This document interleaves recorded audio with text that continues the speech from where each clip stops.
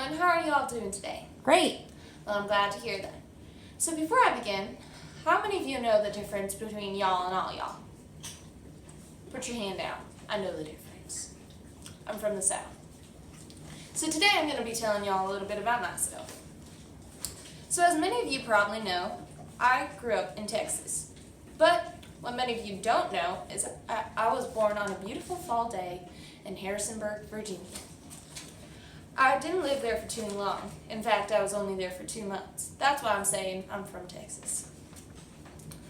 I was born tall. I don't know why and I don't know how. It just happened.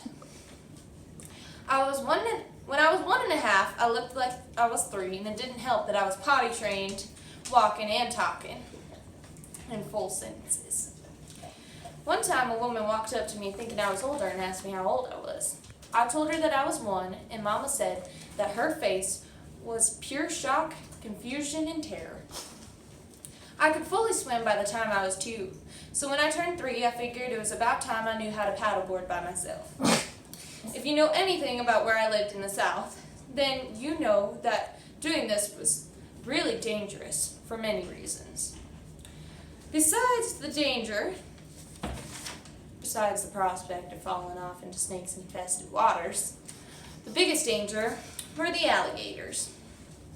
I swam and paddleboarded in the same water as them at the same time. Apparently, I was fearless. I learned how to drive a golf cart at 5 and was driving alone by the time I was 8. I only crashed once. It's a long story. There were no casualties, though.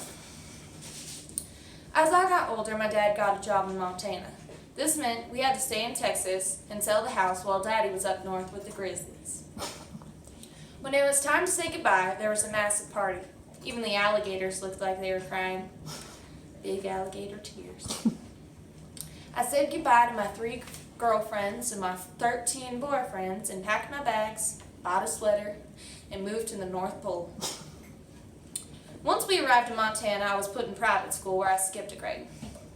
I figured I was too smart for the 3rd grade and set up an appointment with the principal, the 3rd grade teacher, and the 4th grade teacher without my parents' knowledge.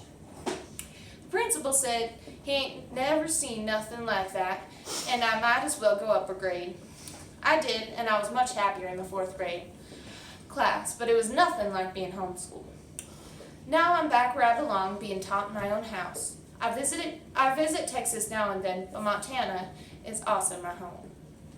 In conclusion, I hope y'all have learned a little more about me and enjoyed hearing about my life. Thanks for listening, and have a nice day.